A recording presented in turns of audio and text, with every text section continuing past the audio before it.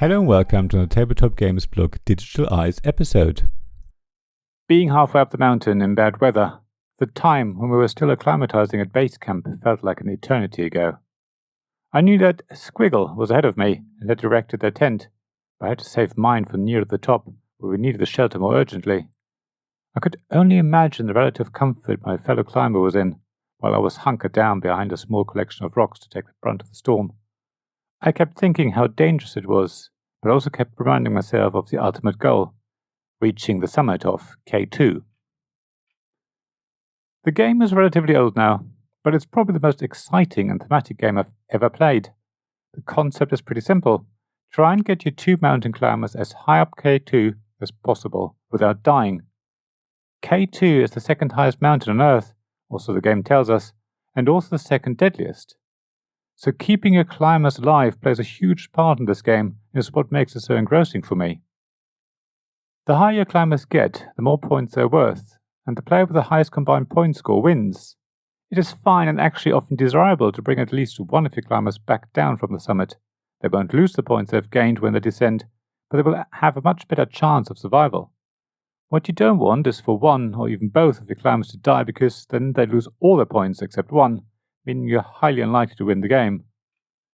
Saying that, even though K2 is a race game at its heart, it's also all very relative. After all, if an opponent reaches the summit but subsequently dies, there's less incentive for the other players to go all out and push for the peak. It might be enough to get their two climbers just high enough, higher than the other players, to guarantee them the win. K2 is also a lot about timing. The game ends after a set number of rounds, so if you time it right, you can make the push for the summit right at the end, and don't have to worry too much if your climber has hardly any energy left. If they get there right at the end, then they only need to survive that turn, which is very doable. The problem is, the higher you go up the mountain, the less room there is for climbers. The summit only has room for one climber, unless you play with 5 players, so if you're too late and another player blocks the top spot, then you will never get there. At the same time, hogging the peak is no mean feat. It requires a lot of energy and oxygen, and chances are that the weather is far worse near the top, even though that's not always the case. In fact, the weather is another factor that influences the timing of your ascent. You can always look a few rounds ahead to see what the weather will do. Sometimes the weather is terrible at base camp, but absolutely wonderful and sunny high up. So you may be better off pushing for the summit earlier to take advantage of the pleasant weather, or at least avoiding the storm that's brewing further down. There's another element in K2 that has to do with timing. Every player has a deck of cards which is the same for everyone. The cards define how far you can climb or descend, or they are there to replenish the energy of your climbers. Each round, players choose 3 cards in secret. Once everyone is chosen, the cards are revealed, and the player with the highest movement might get an energy penalty that they have to either deduct from the climber's health or by foregoing movement. That in itself adds a wonderful facet to the gameplay. You have to try and gauge what other players might do. You have to decide whether to go all out and try to go higher and potentially block the route for other players, or whether to hold back and wait, increasing your climber's health first. Later in the game, this mechanism adds a lot of tension and excitement because there's more pressure to either get your climbers to safety, if you're in the lead, or to try and catch up at all cost. However, with regards to timing, your deck of cards consists of 18 cards. You draw 6 into your hand and choose 3 in secret per round. The chosen cards are put into the discard pile, and you draw another 3 cards to have a hand of 6. When your draw deck runs out, your discard gets shuffled and becomes a new draw deck. So ideally, you need to look 6 rounds ahead, because you choose 3 cards from the deck of 18 each round. You need to try and plan what you want to do and consider what other players might want to do. You also need to look at the upcoming weather.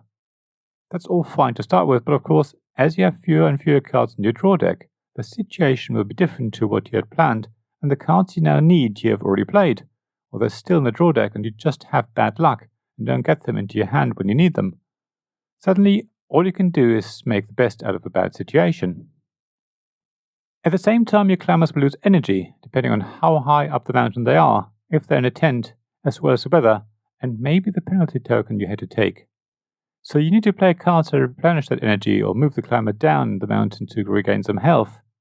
You hope that your next card draw is what you need, and you curse loudly and emphatically when your luck runs out, or you realise that the perfect card you need is in the discard pile. It gets even tenser when your climbers get near the top. Blocking doesn't just work for going up the mountain but also on your descent. So if you want to get one of your climbers down from the summit to the safety of a tent that was pitched earlier, but there are 4 other climbers below you blocking your route, then all you can do is hope for enough movement value to get past them. Otherwise, your climber will be stuck there at the top and slowly freeze to death. That feeling of dread and hopelessness is actually really palpable when you play K2. You pray for good cards and better weather. You hope that your climber can survive just one more round, because next round things will just be better.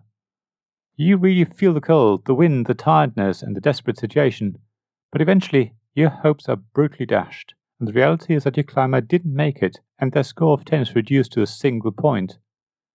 I've seen games where a player would send their second climber to the top just out of respect for their teammate who didn't make it.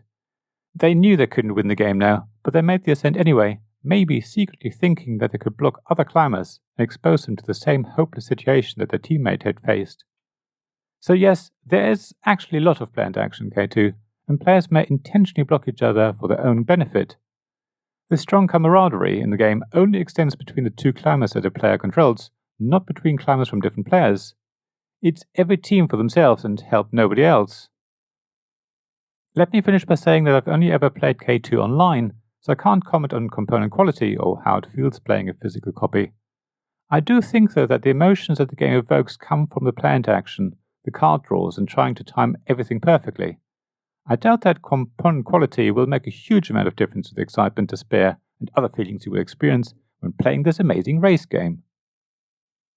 Thank you for listening to this Tabletop Games blog Digital Eyes podcast. Please check the description below for links mentioned in this episode, as well as to the written version of this article on the blog. If you enjoyed this episode, please subscribe, give us some stars, or leave a review.